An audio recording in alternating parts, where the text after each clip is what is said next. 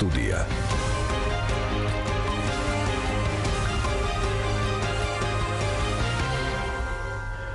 მოგესალმებით ბადუცემულო რადიო მსმენელებო, სამუშაო კვირას იწყებს ღია სტუდია. FM 102.4 ტალღაზეა თქვენი მიმღებები მომართული საზოგადოებრივ რადიოს რადიო 1-ს უსმენთ. ღია სტუდიაში ორშაბათობით ძირითადად პოლიტიკაზე და ეკონომიკაზე გესაუბრებით ხოლმე, დღესაც ასე იქნება, თუმცა მთავარი აქცენტები გაკეთდება ძირითადად პოლიტიკაზე. ჩვენი სტუდიის სტუმარი გახლავთ ანალიტიკოსი ზაალ ანჯაფარიძე. მოგესალმებით ბატონო ზაალ. მოგესალმებით, მიოცავებით თქვენს მაყურებელს და მსმენელს. დიდი მადლობა მინდა მოგახსენოთ მობრძანებისთვის და ჩვენს მსმენელებს შევახსენო, რომ ღია სტუდიის მუშაობის ფორმატი ითვალისწინებს გადაცემაში თქვენს ჩართულობას ჩვენო ძვირფასო რადიო მსმენელებო, ასე რომ ბატონ ზაალთან თუ გაგიჩნდებათ შეკითხვები ან იმ თემებზე, რაზედაც იქნება საუბარი, თუ მოსაზრების გამოთქმის სურვილი გექნებათ, ამის საშუალებასაც გაძლევთ ხოლმე, შეგიძლიათ დარეკოთ 240 91 92 და 240 92 ტელეფონები ჩართულია, ვიდრე შეგვეხმიანებით და ვიდრე ჩვენს პოლიტიკურ ცხოვრებაზე რაიმე შეკითხვას დასვავთ ან მოსაზრებას გაგვიზიარებთ, მე მინდა ბატონ ზაალს ვთხოვო, მე ცოტა ზოგად შეკითხვას დავსვავ ჩვენო ძვირფასო რადიო მსმენელებო, საქმე ის გახლავთ, რომ დღეს საინფორმაციო საშუალებებმა გვაუწყეს იმის თაობაზე, რომ პარლამენტი ემზადება საქართველოს მთავრობის მოსასმენად. ერთგვარი ანგარიშით წელიწადი იწურება და ანგარიშით უნდა წარდგეს მთავრობა პარლამენტის წინაშე. ანუ ეს რას ნიშნავს? პარლამენტის წინაშე, ესე იგი საზოგადოების, ესე იგი საქართველოს მოსახლეობის წინაშე უნდა წარდგეს მთავრობა ანგარიში და ბატონ ზაალ, ვიდრე ჩვენ ნახავთ მთავრობის ანგარიშს, ვიდრე მოვისმენთ პოლიტიკოსების, ანუ პარლამენტარების შეფასებას მთავრობის მუშაობის თაობაზე, მანამდე ანალიტიკოსმა იქნება გაგვიზიაროს თავისი მოსაზრება მთავრობის საქმიანობის თაობაზე. ეს ცოტა ზოგად შეკითხვას ვარ, მაგრამ საუბარში უფრო მეტი კონკრეტიკა იქნება თქვენი მხრიდანაც და ჩვენი მხრიდანაც. კიდევ ერთხელ მოგესალმებით. რაც შეეხება მთავრობის ანგარიშს, გასული წელი იყო საკმაოდ არა ერთგვაროვანი ჩვენი ქვეყნისთვის, ასევე მთავრობისთვის. საკმაოდ მძიმე მე ვიტყოდი. ბევრი გამოწვევები დაგროვდა, თუმცა იყო წარმატებებიც. ჩვენ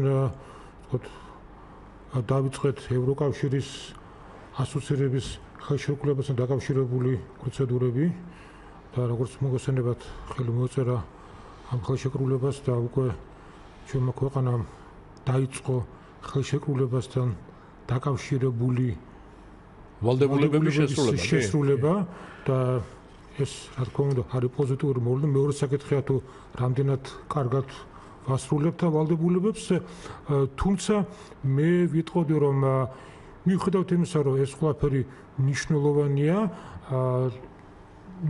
მაინც გასული წლის თქვა ბოლო აკორდი აღინიშნა ლარის დევალვაციით. ლარის დევალვაციით, რომელმაც საკმაოდ სერიოზული სოციალურ-ეკონომიკური პრობლემები შეუქმნა ჩვენს მოსახლეობას, ასევე სახელმწიფოსაც.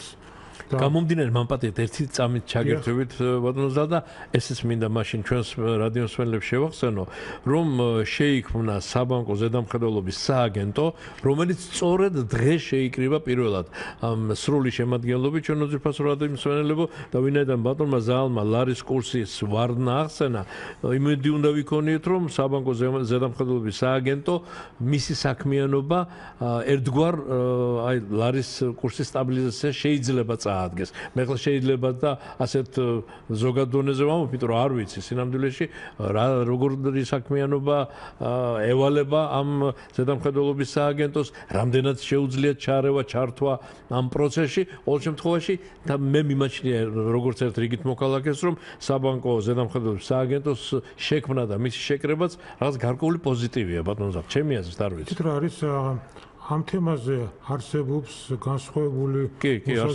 მოსაზრებები და პირადად მე იმ მოსაზრებაზე ვარ, რომ ეს გადაწყვეტილება უფრო ატარებდა ერთგვარ პოლიტიკურ ხასიათს, იქიდან გამომდინარე, რომ შეიქმნა წინააღმდეგობები ეროვნულ ბანკსა, ეროვნული ბანკის ხელმძღვანელობასა, ერთი მხრივ და მეორე მხრივ მთავრობას შორის, რაც უკავშირდება ქვეყანაში ამ საფინანსო პოლიტიკას.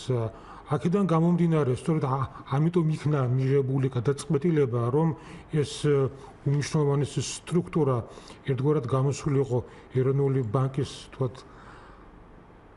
უშუალო დაქვემდებარებიდან და მთავრობას ქონოდა უფრო მეტი წვდომა იმ ინფორმაციაზე, რომ უფრო მეტად ჩაიხედოს თქვათ კომერციული ბანკების საქმიანობაში, იმიტომ რომ იმ ინფორმაციის ფონზე, რაც თქვათ არსებობს დღეს საჯარო სივრცეში, ხელისუფლებაში მიაჩნიათ, რომ არის მთელი რიგი ადგილობრივი ფაქტორები, რომლებიც ზეგავლენას ახდენს, ანუ ნეგატიურ ზეგავლენას ახდენს ლარის კურსზე და საჭირო არის ამ ფაქტორებთან გამკლავება. შესაბამისად, მათი აზრით ამ სააგენტოს ცალკე გამოყოფა ხელშეუწყობს იმას, რომ ეს ზეწოლები ლარის კურსზე შეიძლება ზოგადად შემცირდეს. ეხლა რთულია იმაზე საუბაროთ, რამდენად წარმატებით გაართმევს სააგენტო ამას თავს, ყველაფერს გვაჩვენებს პრაქტიკა, ყველაფერს გვაჩვენებს რეალური გამოცდილება. და ახლო მომავალი ალბათ. ხო, რა თქმა უნდა, ჩვენ ვნახავთ ეს სააგენტო რამდენად წარმატებით გაართმევს თავს მას დაგესრულ საქმეებს. ამ ეტაპზე ძალიან რთულია საუბაროთ, რომ სააგენტო შექმნა და მისი საქმე შეძლებს თუ არა ლარის კურსის დასტაბილურებას, იქიდან გამომდინარე, რომ ლარის კურსზე ძალიან სერიოზულ ზეგავლენას ახდენს არა მარტო შიდა, არამედ გარე ფაქტორებიც, ამიტომაც მოდი დავალოდოთ მოვლენების განვითარებას, იმიტომ რომ ამ ეტაპზე ახლა ჩაღრმავებული მსჯელობა ამ სააგენტოს პერსპექტივებზე ცოტა არ იყოს. არა, რა თქმა უნდა, ბატონო, ჩაღრმავებული მსჯელობას ჯერ ვერ მოვახერხებთ, მაგრამ თავისთავად ფაქტი ასეთ სააგენტოს შექმნის ალბათ ბევრს მიაჩნია პოზიტივა და მათ შორის მეც. ყველაფერს აჩვენებს პრაქტიკა. კი ბატონო, კი ბატონო. და გავაგრძელოთ მაშინ საუბარი თქვენი დამოკიდებულება სამთავრობო პოლიტიკისადმი, საქმიანობისადმი. კი ბატონო, ესე იგი შეიძლება ითქვას, რომ მთავრობამ მოახერხა ის, რომ 2014 წელი მეტნაკლებად მშვიდობიანად გადავიტანეთ, ანუ ავიცილეთ თავიდან რუსეთთან მოსალოდნელი გართულებები, რაც იყო მოსალოდნელი იგივე ევროკავშირთან ხელშეკრულების ასოცირების ხელშეკრულებთან დაკავშირებით, იმიტომ რომ იყო ამის საფრთხე, რომ რუსეთი გადადგავდა რაღაც დესტრუქციულ ნაბიჯებს, მაგრამ ეს არ მოხდა, იმიტომ რომ წინასწარ მოხდა მასთან შეთანხმება.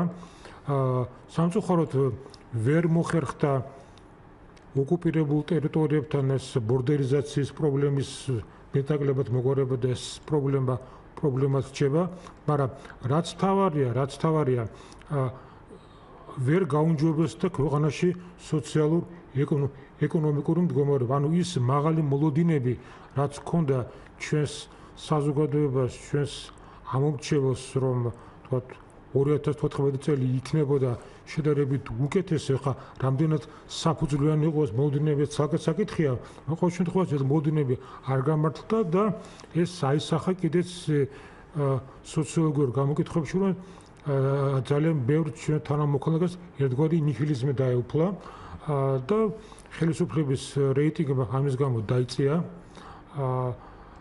და ხელისუფლებას და მთავრობას უწევს ასეთი გამოწვევების პირობებში მუშაობა. რა თქმა უნდა, ხა ანგარიში ალბათ უფრო ოპტიმისტური შეფასებები იქნება ყველაფრისა იმისა, რაც მოხდა, მაგრამ მე მაინც ვფიქრობ, რომ ალბათ შეიძლება და უფრო მეტი გაკეთებულიყო მთავრობის მხრიდან, უფრო კარგად შეიძლება და დაგეგმილიყო ბიუჯეტი, რომ ეს ძალიან დიდი თანხები არ ყოფილიყო გაშვებული სოციალურ პროგრამებში, ალბათ ყველას გავსწრებული პრემიების სკანდალები, რომლებმაც რაღაცა არა ადეკვატურ თანხებს მიაღწია და ალბათ აქაც შეიძლება და მეტი კონტროლი, ანუ ხელისუფლების საქმიანობაში მოკლედ რომ ვთქვათ, იყო წარმატებები, მაგრამ ასევე იყო სერიოზული ხარვეზებიც. კი ბატონო და რასაკვირველია ჩვენი მსმენელების საქართველოს მოქალაქეები ამ შემთხვევაში ასევე სხვადასხვაგვარად აფასებენ მთავრობის საქმიანობას და ის ჩანს ხოლმე მუდმივად როგორც სიტყვიან ბატონზალ ჩვენც ერთგვარად პულსზე გვიკიდია ხელი იმიტომ რომ ჩვენი მსმენელები ძალიან აქტიურად ვიკავშირდებიან განსაკუთრებით პოლიტიკურ თემებზე ყოველთვის არის ძალიან ესეთი საინტერესო იმიტომ რომ ადამიანები ადევნებენ თვალყურს ამ პროცესს და არა მხოლოდ თვალყურს არ ვადევნებთ ბატონო ამ ჩვენი თვალყურის დევნებით და გარკვეული მოქმედებებით ჩვენ მონაწილე ვართ ამ პოლიტიკური პროცესში რაც უფრო მეტად ვიგრძნობთ თავს მონაწილედ უფრო უკეთესი იქნება მე მგონი რომ მარტო ის არ არის საკმარისი ჩვენ ვიგრძნოთ თავი მონაწილედ საჭირო არის რეალური აქ მონაწილეობა ეს რეალური მონაწილეობა იმას გულისხმობს რომ ეს მოხდეს ორგანიზებული ფორმით, რომ ხელისუფლებამ არა მხოლოდ თქვათ მიაწოდოს ინფორმაცია მოусვინოს მოქალაქეებს, არამედ ერთგვარი კონსულტირების რეჟიმშიც იმუშაოს მასთან, რომ მოქალაქეთა აზრი უფრო მეტად იქნეს გათვალისწინებული, განსაკუთრებით კვალიფიციური აზრი, იმიტომ რომ ყველა ჩვენ ვართ მოქალაქეები, ხა მოქალაქეებშიც არის დაგროვებული გარკვეული ცოდნა, ექსპერტიზა ამ თუ იმ დარგში და საერთოდ დემოკრატიულ სახელმწიფოებში სამოქალაქო ჩართულობა და დემოკრატიის ხარისხი იზომება იმით, თუ რამდენად აქტიური არის მოქალაქეთა მონაწილეობა. კი ბატონო. და შესაბამისად ჩვენთან კი ხდება სამოქალაქო მონაწილეობა რაღაც ეპიზოდურად, მაგრამ ამას მაინც არ აქვს ის დონე და ის მასშტაბი, რაც დამახასიათებელი არის მაღალგანვითარებული დემოკრატიებისათვის. ბატონო, ახლა მსმენელამდე ჩავთოთ, მაგრამ მანამდე ერთი რამ მინდა თქვა თქვენს შეფასებასთან დაკავშირებით, თქვენ ბრძანეთ, რომ ასე თუ ისე ხელისუფლება, მთავრობა ხალხს უსმენს, ეს მართლაც ჩანს, მისი ქმედებებიდანაც ჩანს და ითვალისწინებს კიდეც ხალხის მოსაზრებას, მაგრამ სრულიად სამართლიანი იყო თქვენი პოზიცია და შეფასება, რომ არა მხოლოდ რაღაც მოქმედებაზე ხალხის რეაქცია კი არ უნდა იყოს მოსასმენი და აქედან რაღაც დასკვნების გაკეთება. მანამდეა კონსულტაციები და მანამდეა საზოგადოების აზრის გათვალისწინება საჭირო, ვიდრე რაღაც ნაბიჯს გადადგამს, მით უმეტეს როცა სერიოზულ თემებს ეხება საქმე, ხო? ჩავთოთ ახლა მსმენელი, მისი კითხვა მოვისმინოთ, ალო გისმენთ? გამარჯობათ ბატონო გოგი. გამარჯობა. გამარჯობათ ბატონო ზალ. მოგესალმებით. ბატონო ზალ, აი ეკონომიკური სიტუაციის გასაუმჯობესებლად ჩვენ არჩევნების წინა დანაპირები კარგად გვახსოვს, რომ არ შეიძლება სახელმწიფოში ბანკმა აიღოსო 1% ანუალი და მოსახლეობას მისცეს 10 ან 12%-ით და ეს უნდა აღიკვეთოს, როცა ჩვენ მოვალთ ხელისუფლებაში და თუ აიღებს 1%-ი ან 2%-ი, როგორც ვიტყვიან, მაქსიმუმ უნდა იყოს 4% და მე ამას დავიწყებ ჩემი ბანკითო. ეგ ერთი.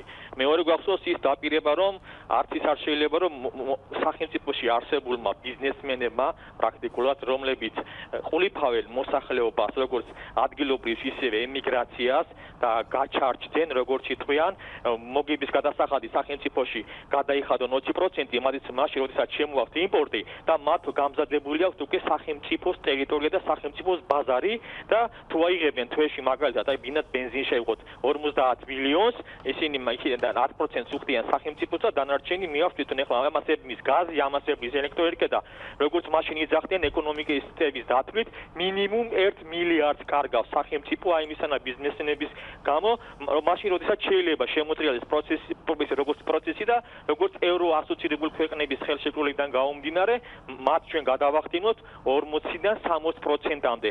ანადა პირიქით არის როცა ეგეთი კრიტიკული სიტუაცია არის, ისინი ყოფილიყვნენ დანიშნულები თავიანთი ბიზნესის დირექტორებად, რომლებიც უკვე 9 წლის განმავლობაში განავითარეს და პირიქით 20% აიღოთ და 40 და 60 და 80% დაეტოვა სახელმწიფოს ბიზნესის განსანვითარებლად და ეხლა ჩვენ თუ ამას არც ერთ გავაკეთებთ, არც მეორეს არ გავაკეთებთ, არც სამუშაო ადგილებს არ შევქმნით, რითი უნდა გამოუმჯობესდეს ბიზნეს სიტუაცია, ვინმე უშლის დღევანდელ ხელისუფლებას, უსუფაშვილს ივანიშვილმა ხო დაუკმაყოფილა იურისტების მოთხოვნილება და 3 როგორც ვიტყვიან იურისტი მისცა რიგარეში არჩევნების მაჟორიტარებისა და ეხლა პლუს კიდე 2 საძლევს როგორც ვთქვით ეხლა რა უნდა ქნას ეხლა ეს კაცი გავიდე თამაშიდან როგორც ვიტყვიან და ყველაფერი დაუტოვა პრემიერ-მინისტრ უსუფაშვილს ეხლა ჩვენ გვინდა დავიჯეროთ ის რომ ესენი არ აკეთებენ ამას იმიტომ რომ რა ქვია ივანიშვილი უშლის ეს ხო რაღაცნაირად აბსურდი გამოდის იმიტომ რომ ევროპაში სიარული და მათხოვრობა მე მგონი არიქა მაპი მომეცი თორე არ ვიცი რა უთხრა მოსახლეობას რითი მოხიბლო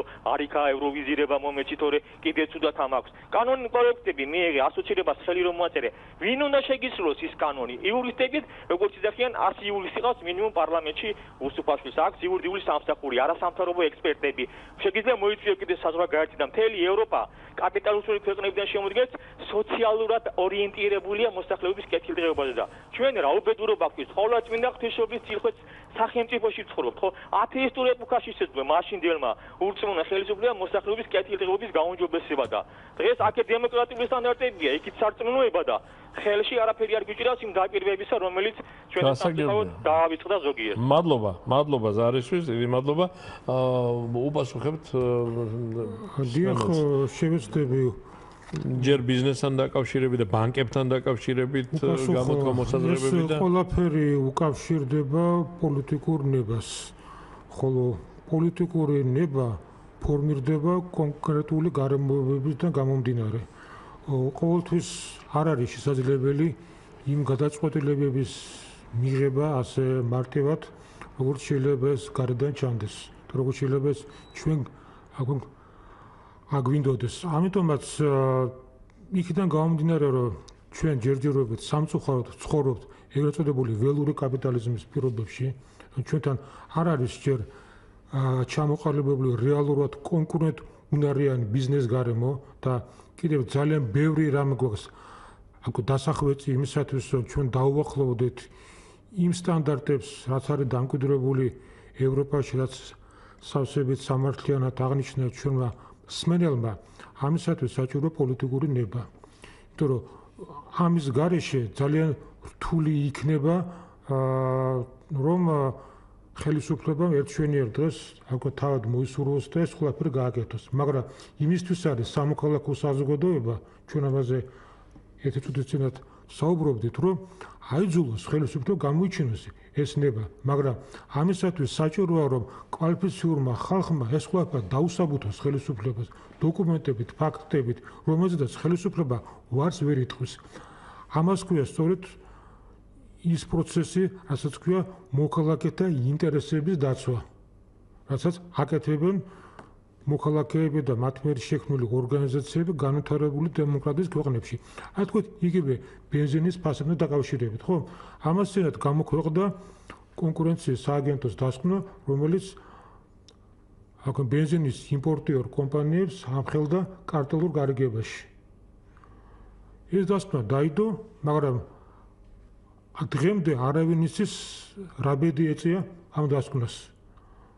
რა შედეგი მოყვა? არის მის რომ არც ხელისუფლების მხრიდან არის კომუნიკაცია თუ რა ხდება რა ნაბიჯები გადაედგა ამისათვის სიტუაცია გამოსწორებული იყო რომ ამ დასკვნაში მოყვანილი ფაქტები თუ კი სინამდვილე შეესაბამება რა გააკეთა ხელისუფლებამ რომ ეს გამოსწორებულიყო.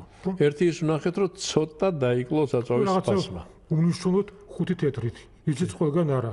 მეორე იგივე ავიღოთ იგივე City Park-ის საქმე პრობლემა რომელიც ასე ძიმეთ ერთად აზერს ჩვენს ავტოფლობელებს. მიუხედავად იმისა, რომ მოქალაქეების არაერთი პროტესტი შედის მერიაში, მერის მხრიდან ამ მიმართულებით პრაქტიკულად არავით არის ესეთი სერიოზული რეაგირება, არ არის გარდა რაღაცა სიტყვიერი რეაგირების, რა ჩვენ აქ შევხვდით კომპანია, დავალაპარაკა, გავაფრთხილეთ და ასე შემდეგ. ანუ პრობლემის მოგვარები რეალურად არ ხდება. სავსებით სამართლიანად აღნიშნა ჩვენმა მსმენელმა რომ დღეს საბანკო პროცენტი საქართველოში არის ძალიან მაღალი, ამას აღნიშნავს არა მარტო ადგილობრივი აქ დამკვირვებელი, არამედ საერთაშორისო სპეციალისტებიც, რომ ეს ხელს უშლის ბიზნესის განვითარებას. მაგრამ ისევ და ისევ რატომ არის ეს პროცენტი ასე მაღალი, ამაზე ჩვენ ჯერ პასუხი ვერ მოვისმინეთ. არ აქვს პასუხი.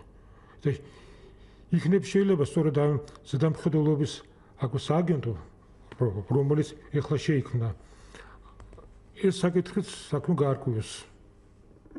ალბათ უნდა გაარკვიოს, რა თქმა უნდა, იმიტომ რომ საბანკო ზედამხედველობის სააგენტო, როგორც თქვენ თქვით, ბატონო ზალ, სწორედ იმიზნით შეიქმნა, რომ იყოს დამოუკიდებელი ეს პროცესები გარკვეულწილად შეისწავლოს და ალბათ მართოს კიდეც და რა თქმა უნდა ერთ-ერთი უმნიშვნელოვანესი სწორედ ამ კერძო და სხვა ბანკები არც არის საქართველოში გარდა ეროვნული ბანკისა, კერძო ბანკების საქმიანობა, რითაც ასე უკმაყოფილოა ჩვენი საზოგადოება, გარკვეულწილად მოწესრიგდეს, ხო? ეს ერთ-ერთი ამოცანაც ეს არის. ჩვენი საზოგადოება კერძო ბანკების საქმიანობა კი არ არის უკმაყოფილო, ის უკმაყოფილო არის მაღალი პროცენტით. მაღალი პროცენტი ამას გულისხმობთ თუ არა? აქ ლარის დევალვაციით, მაგრამ ზედამხედველობის სააგენტოს ფუნქცია ჩემს აზრით არის ის, რომ მან გაარკვიოს ხომ არ აქვს ადგილი, თქვათ, სპეკულატიურ ოპერაციებს, რომლებიც შესაძლოა ზეგავლენას ახდენდნენ ლარის კურსზე. კი ბატონო, ერთ-ერთი უმთავრესი ამოცანა ეს იყო, რასაკვირველია და იქ ეს სააგენტო დარწმუნებული ვარ, იპოთეკის პროცესთან დაინტერესდება, ბანკებთან მოქალაქეების სხვა ურთიერთობებითაც მე ბანკების უკმაყოფილოა თქო, იმიტომ კი არ ვთქვი, რომ მომსახურება შეიძლება ძალიან კარგიც არის და ბევრ ბანკშია კარგი მომსახურება, კარგათაც ორგანიზებულია ეს ყველაფერი, მაგრამ აი ის რაც თქვენ ბრძანეთ, ეს არის მთავარი. მაღალი პროცენტი, ასეთი უკმაყოფილო იპოთეკარები და რა ვიცი, ძალიან ეს ბევრი თემაა ბანკებთან. რამდენადაც ახლა მე ვიცი კომპეტენტური ფინანსისტების აზრი არის ის, რომ ჩვენი კომერციული ბანკები განიცდიან ლიკვიდურობის პრობლემას. ეს არის ერთ-ერთი, მოთხოვენ, მათი სუსტი მხარე. და ეს შემდგომში განაპირობებს მათ ქცევას ფინანსურ ბაზარზე. ესეც არის ის ფაქტორი, რომელიც ალბათ უნდა მივიღოთ აგრომხედველობაში, როდესაც საუბრობთ მაღალ საპროცენტო განაკვეთზე და სხვა ბანკებთან დაკავშირებულ პრობლემებზე. მე ხო ჩვენს მსმენელს სიტყვებზე კი არ გამოვეკიდები, მაგრამ მან ბრძანა, რომ 100 იურისტია პარლამენტშიო. უბრალოდ მე თქვენი ზნებართვი და მისი ნებართვი დავაზუსტებდი, რომ 100 იურისტი კი არ არის პარლამენტში. იურიდიული განათლების მქონე და იურიდიული დიპლომის მქონეა თუ არა. ის ყველა იურისტი ვერ იქნება. შეიძლება აიღო დიპლომი, მაგრამ არ იყოს ეს იურისტი. სამწუხაროდ ასეთი რამ ხდება ხოლმე, ეს არ არის თუნდაც იყოს იურისტი, თუნდაც ისე იყოს საქმე, როგორც ჩვენმა რესპონდენტმა ბრძანა, მთავარი არის თუ პარლამენტში მათი რომ თქვა მარგქმედების კოეფიციენტი რა არის, რამდენად აქტიურად არიან ისინი ჩართული საკანონმდებლო საქმიანობაში, კანონშემოქმედებით საქმიანობაში და რამდენად აქტიურად ისინი ახორციელებენ კონტროლს აღმასრულებელ ხელისუფლებას, თორემ ხა ჩვენი ვიცით, ხა ჩვენი პარლამენტის საქმიანობა ხო ყველა ვხედავთ, რომ იქ ძირითადად აქტიური ბირთვი, ეს არის სულ დიდი რაღაცა 10-12 პარლამენტარი და დანარჩენები რასაკეთებ კაჩუმარიც. კი ბატონო, კიდე თანაც ეს ხდება, უკვე მე-4 წელი უნდა დაიწყოს, აგერ ოქტომბერში, ბოლო წელი უნდა დაიწყოს მათი საქმიანობის და ჩვენ კი ვთქვით, რომ პარლამენტის წინაშე ანგარიში წარსდგება მთავრობა, მაგრამ თვითონ პარლამენტი არის უპირველეს ყოვლისა ანგარიშვალდებული მთელს ქვეყანასთან, მთელ საზოგადოებასთან. აი ჩვენ ნახავთ ახლა, როდესაც წარსდგება ანგარიში მთავრობა, რა კითხები ხა, ნუ ყოველას ესმის, რომ იქნება ძალიან ბევრი და მწვავე კითხვა ოპოზიციის მხრიდან, მაგრამ მე მაინტერესებს საპარლამენტო უმრავლესობას დაკითხვები ეკრიბა მთავრობასთან. აი ეს იქნება ჩემს აზრით ძალიან კარგი ლაკმუსის ქაღალდი თუ რამდენად ახორციელებს პარლამენტი კონტროლს აღმასრულებელ ხელისუფლებას თუ რა კითხვებს დაუსვამს საპარლამენტო უმრავლესობა მთავრობას. უმრავლესობა. მის ანგარიშთან დაკავშირებით. კი ბატონო, ამის მოწმე და მომსწრე ჩვენ ვიქნებით. ეს ძალიან სერიოზული და მნიშვნელოვანი თემა, ამიტომ ბატონო ზალ, ბუნებრივია, როდესაც განხილვები დაიწყება, როდესაც ჩვენ გვექნება უფრო მეტი სამსჯელო და ანალიზის საშუალება, შემდეგ უფრო მეტ დროს დავუთმობთ ამ თემას. ახლა ინფორმაცია მწირია და ახლა სხვა თემებსაც შევხვდით, მით უმეტეს მსმენელი გვირეკავს და მსმენელების ინტერესებიც უპირველესია ჩვენთვის. ალო გისმენთ? ალო. დიახ გისმენთ. გამარჯობა ბატონო. გამარჯობა. ალო. გისმენთ, გაგიმარჯოთ. მივესალმებით თქვენს თომას. მოგესალმებით. ძალიან ფიქრობ და ძალიან ვიკრს რომ ჩვენ სულ გავიძახით აი ამ დოლარის კურსის ავარდნას, რომ აი გარემოცვა რუსეთი უკრაინა. ჩვენი რეგიონები, როგორც არის სასონთეთი და აზერბაიჯანი, თუ დავგვირდით ალბათ ვიცით იმათი დრამი რომელიც იყო ერთი წლის წინ რომელიც იყო სადღაც 4-მდე 5-ზე მეტია ისინი რუსეთში არიან თალად დამოკიდებული ასევე აზერბაიჯანი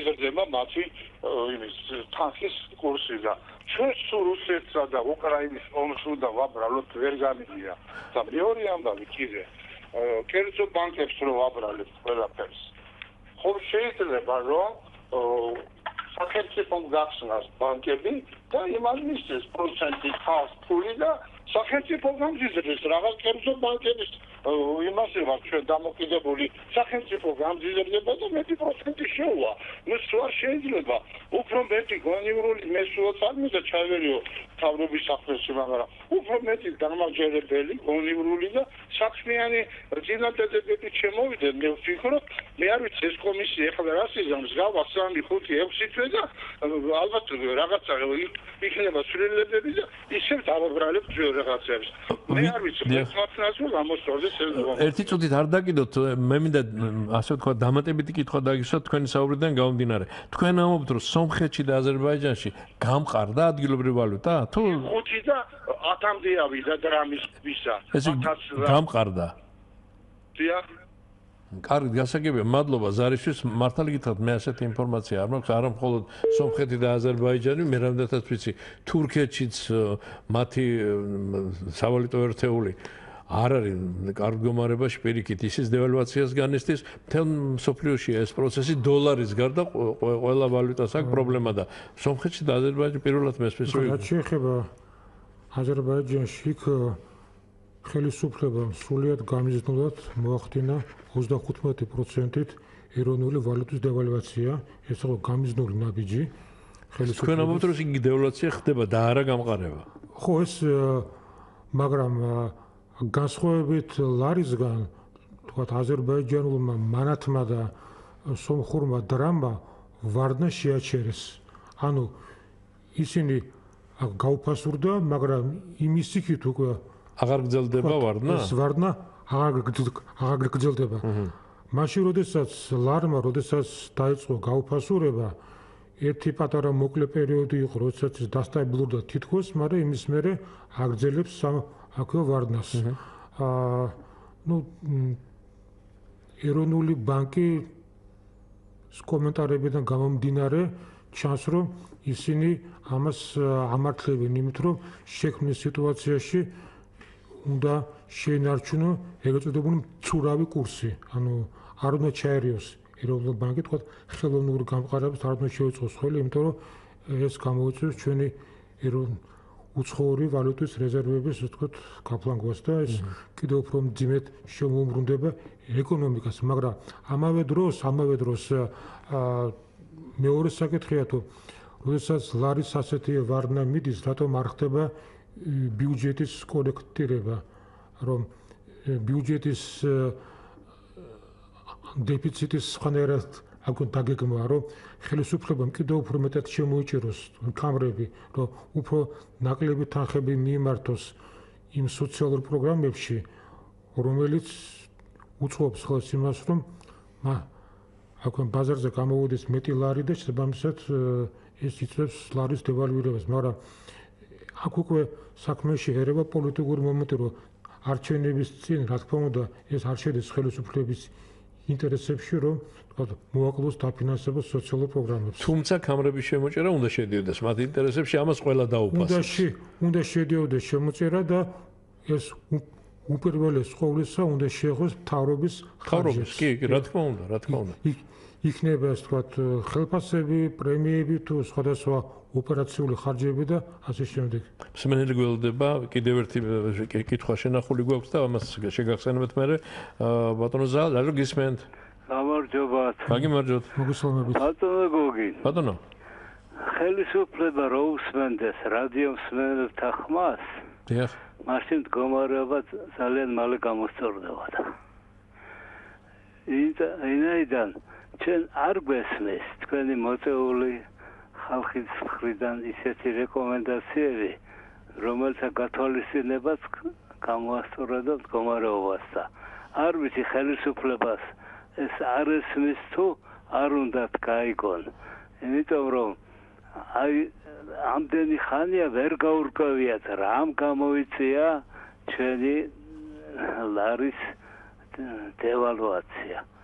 ეს რომ დამოკიდებული ყოფილიყო მთლიანად აი რუსეთიდან და კიდე საბერძნეთიდან ჩვენი წასული ხალხის მიერ გამოგზავნილ დოლარების შემცირებაზე მაშინ უნდა იგულისხმოთ რომ ჩვენი ქვეყანა ჩამოკიდებული ყოფილა სწორედ აი იმ ხალხზე და არა შინაგან საქმიანობაზე. ეს ნამდვილად ასე არ არის. ეს გამოიწია ეროვნული ბანკის როგორც იტყვიან დესტაბილიზებელმა მოქმედებამ. კერძოდ ისინი 4%-ით ძალიან დაბალი პროცენტით გასცემენ კერძო კომერციულ აი რა კარგად ხმარობს ჩვენი ერთ-ერთი რადიოსმენელი ჩარჩი ვაჭრები თუ არიან ჩვენი ბიზნესმენები და ბანკები სპეკულაციური ბანკები აი მათთვის 4%-იანი სესხები გაიცემა დოლარებში და არა ლარებში. მაშინ როცა ანგარიშწორება ქვეყნის შიგნით ხდება ლარებში. ლარებში უნდა მიეცეს მათ კრედიტი და იმავე პროცენტით, როგორი პროცენტითაც ისინი გასცემენ, ნუ ცოტა დაბალი. ვთქვათ 10-15%-ით და არა 4%. აი ამან გამოიწია ჩვენი ლარის გაუფასურება და მოვაშვათ რა ყოველგვარ მოკიბულ ლაპარაკს. მადლობა, დიდი მადლობა ზარისთვის, მადლობა შეფასებების, თქვენი შეფასებები და მოსაზრებები რომ გაგვაცანით, მაგრამ აქვე ვიდრე ამ ჩვენი მსმენელის მოსაზრებების კომენტარს გააკეთეთ, ბატონო ზალ, ჯერ უნდა აუცილებლად შევახსენოთ ჩვენს რადიო მსმენელებს, რომ ანალიტიკოსი ზალ ანჯაფარიძე სტუმრობს ღია სტუდიაში ჩვენო ძვირფას რადიო მსმენელებო, რომ ჩვენ ახლა ვართ ღია ეთერში და რომ გადაცემა იწერება და თუ კი სურვილი გექნებათ განმეორებით მოისმინოთ დღევანდელი გამოშვება, უნდა შეხვიდეთ ჩვენს ვებგვერდზე, რომლის მისამართია რადიო 1.g, რადიო 1-იანი.g და არა მხოლოდ დღევანდელი ნებისმიერი ღია სტუდიის გამოშვების განმეორებით მოსმენას შეძლებთ.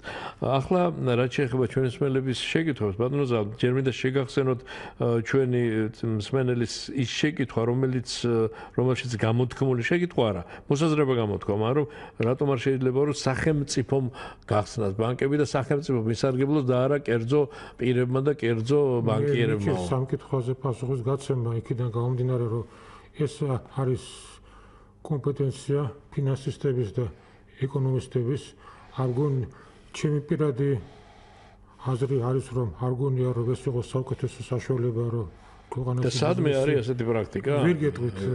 გარდა დაუშვათ სოციალისტურ ქვეყნებში იყო ასე და ჩვენთანაც ასე იყო, რომ სახელმწიფო იყო ყველაფრის პატრონი და ყველაფრის იყო ერთი ბანკი. ეს იყო შემნახველი ბანკი და სახელმწიფო ბანკი. სახელმწიფო ბანკი. და ეს გამოცდილება რომ არსებობს, იმიტომ ამბობ ჩვენ ეს ვერ გეტყვით რას ემყარება ჩვენი მკითხველის ეს მოსაზრება, ეს ალბათ უნდა გასცემ პასუხი ფინანსისტებმა. რამდენად არის შესაძლებელი? გასაგებ მე არ მგონია რომ ეს იყოს შესაძლებელი და ეს იყოს უპრიანი ჩვენს პირობებში თუ ჩვენ საბაზრო ეკონომიკისკენ მივდივართ. მე პირობას ვაძლევ ჩვენს მსმენელებს, როდესაც ფინანსისტი დარგის კონკრეტული აი ამ მიმართულების სპეციალისტი გვეყოლება სტუმრად, ამ კითხვას აუცილებლად დავუსვამ. რაც შეეხება შემდეგ შეკითხვას კი რასაც მოსაზრებები გამოთქვა მსმენელმა, რომ დაეთანხმა პირველ მსმენელს და მან თქვა რომ სწორედ აი რა იწევს მისი აზრით ლარის დევალვაციას, რომ ბანკების და ეროვნული ბანკის ფოთაშორის ჩვენ ჯერჯერობით დესტრუქციული საქმე ვერ გავარკვევთ ბოლომდე რა იწევს ლარის დევალვაციას. ალბათ ყველაზე უფრო ობიექტური პასუხი ამ კითხვაზე იქნებოდა ის, რომ ლარის დევალვაციას იწევს ადგილობრივი და გარე ფაქტორების ერთობლიობა, რომელია იქ კონკრეტულ მომენტში წამყვანი, ეს არის დამოკიდებული კონკრეტულ სიტუაციაზე. მე იმ ინფორმაციის საფუძველზე რაც მე გამაჩნია, ვიხრები უფრო იმისკენ, რომ ადგილობრივი ფაქტორებს ემატება გარე ანუ ეს არ არის თქო და ექსკლუზიურად რაღაც რო ეს დააბრალოთ შიდა ფაქტორებს მხოლოდ ერთობლიო კომბინაცია გარდა შიდა ფაქტორების კომპლექსური საკითხი ნამდვილად ეთანხმებით ბატონო მსმენელი გველოდება კიდევ თუ შეიძლება მის კითხვას მოვისმინოთ ალო გისმენთ გამარჯობა ბატონებო რა მაინტერესებს ბატონო აი რამდენად არის შერწყმული ხელისუფლება და ბიზნესი ერთმანეთთან ძალიან საინტერესო კითხვაა მადლობა თუ დაიცავს ბიზნესის ინტერესები და ხო არ ეხლარდება მათი კერძო ინტერესები აი ხელისუფლების წარმოადგენსა და აი თუ დაგვაკეთებით კიდევ ახლა შეიქმნა ორგანო იქ წარმომადგენლების ბიოგრაფიასაც გადახედეთ და ნახავთ როგორ ჩაიხლარდება მათი საქმეები ერთმანეთში მადლობა ზარისთვის დიდი მადლობა ზოგადად ხელისუფლება და ბიზნესი რომ უნდა თანამშრომლობდეს ამაზე ორი აზრი არ არის მაგრამ აი ინტერესების კონფლიქტი თუა იქ რაღაცა გადაკვეთა ეს უკვე სხვა თემა ეს კიდევ ერთი გველოდება ბატონო კიდევ ერთი კითხვა მოვისმინოთ და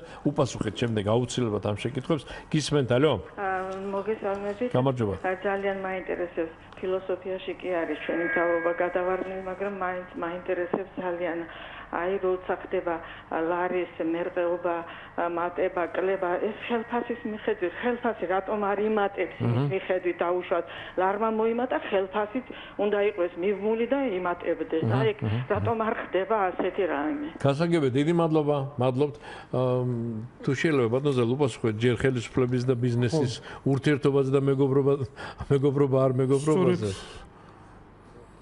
ის რომ ხშირად ბიზნესი არის ფაქტიურად შერწყმული და როგორც თქმა უნდა დამეგობრებული ხელისუფლებასთან ეს მეგობრობა შალებში გიმოწოდა და სწორედ აი ეს არის ოლიგარქია რო ამბობენ ეს არის დამახასიათებელი სწორედ აი გარდამავალი დემოკრატიის ქვეყნებისთვის სადაც ჯერ კიდევ არ არის ჩამოყალიბებული კაპიტალიზმი ამ აკუცნების კლასიკური გაგებით და ერთ-ერთი ველური კაპიტალიზმი და ეს არის სწორედ დამახასიათებელი აი პოსტსაბჭოთა ქვეყნებისთვის რომელთა ნაწილსაც ჩვენ წარმოადგენთ სამწუხაროდ ჩვენი ბედოკლუბართი ისტორიის გამო და თუ გადახედავთ ყველა პოსტსაბჭოთა ქვეყანას იქნება ეს საქართველო, უკრაინა, სომხეთი, მოლდოვა და სხვა ყველგან პრაქტიკულად ბიზნესი არის შერწყმული ხელისუფლებასთან. ბიზნესს და ხელისუფლებას აქვს მიღწეული გარიგება. ერთგვარი გარიგება, რომელთაც არის დადგენილი თამაშის წესები და ის ვინც ამ თამაშის წესებს დარღვევს, ის იჯება.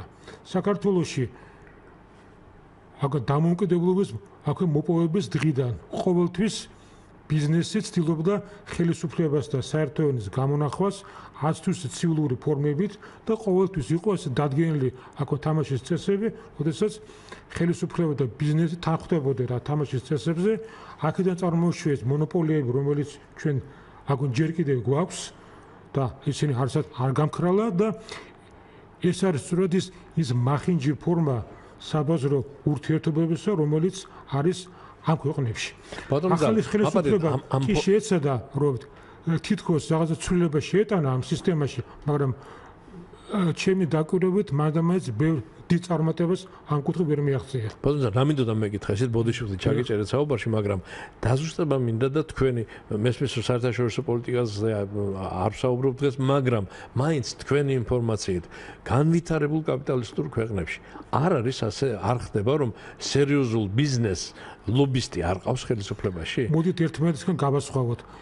ლობიზმი არის სხვა, მაგრამ ესეც ხო ხელისუფლებასთან გარიგება ერთგვარი. ლობიზმი არის აბსოლუტურად ღია, გამჭვირვალე პროცესი. უნდა იყოს. სად არის კიდევაც იქ, სადაც აქ ლობიზმი არის, ეს არის ყველაფერი ღია და გამჭვირვალე, კანონით აქ გაწერილი, დადგენილი და ვერც ერთი ლობისტი ვერ გადაუხვევს ამ პროცედურებს იმ რისკის გარეშე, შეიძლება ციხეში აღმოჩნდეს. მაშინ მოდი ჩვენთან ეს ყველაფერი ხდება კულუარულად.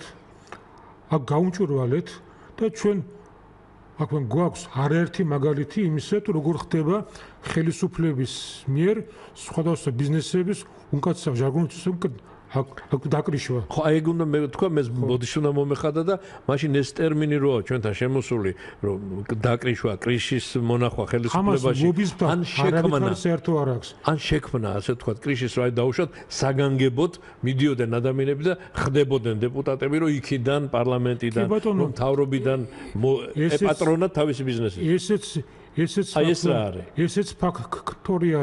ესეც ფაქტორი არის, როდესაც ადამიანი მიდის პოლიტიკაში, რომ მე იქიდან რაც თუ ის კანონიერი გზებით მოახდინოს საკუთარი ბიზნეს ინტერესების ლობირება. ხა არ მინდა ვთქვა, რომ იქ დასავლეთში ყველაფერი იდეალურად არის, მაგრამ ყოველ შემთხვევაში უმეტესწილად მაინც ლობირების პროცესი და ინტერესების თუ დაცვის პროცესი არის გამჭვირვალე და მას ხავს აქ თავისი მაკონტროლებელი.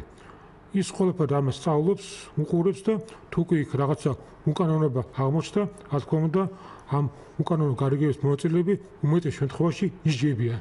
აქ ჩვენთან როგორც გითხარით, ასეთ რამ არ ხდება. ამიტომაც დიდი ალბათობით ის რაც ბრძანა მკითხველმა აქ ჩვენ მოსმენელმა არის საქმე სიმართლე და სამწუხაროდ როგორც ჩანს ამ პრობლემას ალბათ უახლოეს წლებში ვერ მოევლება. მაგრამ ყოველ შემთხვევაში აქტიური ნება იმისა რომ ეს პრობლემა მოგვარდეს ჯერჯერობით არ ჩანს. მაგრამ უნდა შეეცადოს მაინც საზოგადოება ჩვენ რაღაც ნაბიჯები ხელისუფლების მხრიდან იდგმება მიმართულებით და ნახოთ აქედან რა გამოვა. ბატონო ზალ, დრო გვეწურება და ერთი მსმენელი გველოდება, მივიღოთ ეს ზარი, მოდის მოვხდი ჩვენ მსმენელებს, ვინაიდან მეტ ჩართვას ვერ მოვახერხებთ ჩვენი დროის სიმცირის გამო. ალო გისმენთ? გამარჯობა. გაგიმარჯოთ. მინდა მოგახსენოთ, რომ არც ერთი თეთრი, რომელიც მთავრობას მიაქვს, არ მენანება ნამდვილად თავის პრემიანად ყველაფრიანად. უბრალოდ მინდა აღვნიშნო, ჩვენთან არ არის ველური კაპიტალიზმი.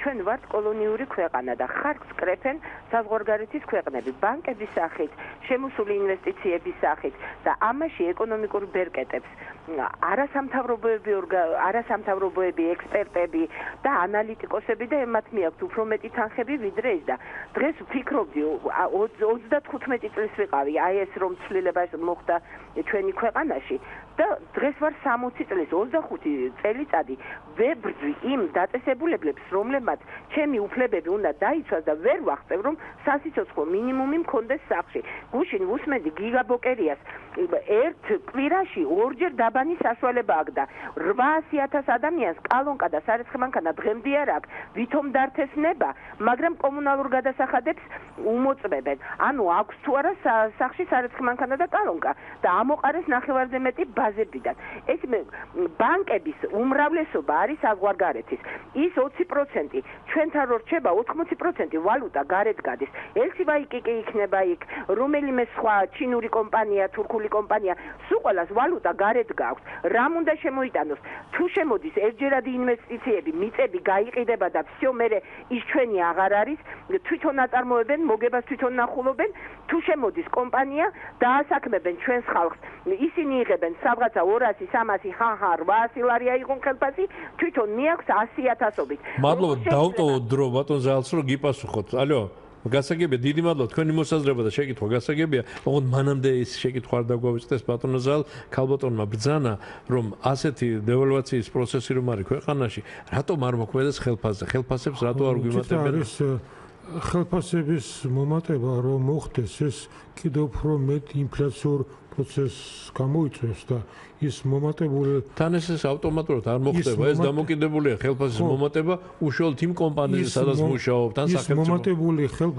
აქვე ხელფასი შეიძლება თოდი ის ზედმეტი ლარი ფარატიდან გადაიქცეს და მას ის მსყიდვად უნარიანობა არ კონდეს რაც უნდა კონდეს და რასაც მისი მომხმარებელი მისგან ელოდება ასე რომ ხელფასების ასეთი ავტომატური მომატება ყოველ გაუფასურებაზე არ გონიამის სწორ და გონივრული ნაბიჯი და სწორ საკეთებს ხელისუფლება რომ ასე თქვა სატყუარას არგება თორე ეს კარგი საჩუქარი იქნებოდა თქვა მოსახლეობის ხელფასები და პენსიები მოემატებინა მაგრამ ეს მე რა პროცესს გამოიწვევდა შეიძლება კიდევ უფრო ვარის შედეგებად მისულიყავით დაახლოებით 2 წუთი გაქვთ რომ ამ ქალბატონსაც უპასუხოთ ხარკს კრეფენო ჩვენთან და კოლონია ვართო და ასე შემდეგ ვერ დავეთანხმები ბევრ რამეში თუმცა ის რომ ერთ რამეში შეიძლება დავეთანხმო რომ ვალუტის გადინება ქვეყნიდან მართლაც ხდება და არც თუ ისე მცირე რაოდენობით კი ბატონო მცირე რაოდენობით ნუ ეს ალბათ თავრობა უნდა დარეგულიროს რაღაცნაირად. თუმცა ვერც იმას ვიტყვი, რომ ახლა მანდამაც ბევრი ინვესტორი მორბის ჩვენთან და მოაქვს ვალუტა.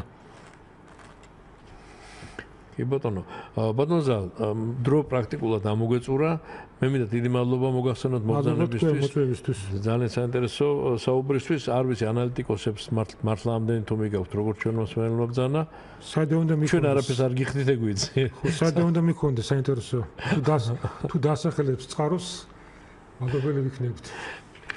დიდი მადლობა ბატონი ზაალ ანჯაფარიძე ანალიტიკოსი გახდა ჩვენი სტუდიის სტუმარი ბატონ ზაალთან ერთად მე დიდ მადლობას მოვახსენებ ჩვენს მსმენელებს ბატონ ზაალ ნამდვილად ძალიან საინტერესო ჩართვები იყო ჩვენი მსმენელების ამიტომ მათ დიდი მადლობა და ვინც ვერ დაგვირეკა და გვისმინა ყველას ძალიან დიდი მადლობა ჩვენო ძვირფასო რადიო მსმენელებო მაშასე დაიწყო ჩვენი სამუშაო კვირა ლია ციკლაური ნათი არველაძე ლელა ვაშაკიძე ენგა გურგენაძე და გიორგი ჩოკოშვილი დიდ მადლობას მოგახსენებთ ყურადღებისთვის და ხვალ კვლავ უნდა გავაღოთ თქვენთვის ღია სტუდია ჩვეულ დროს. ხვალამდე.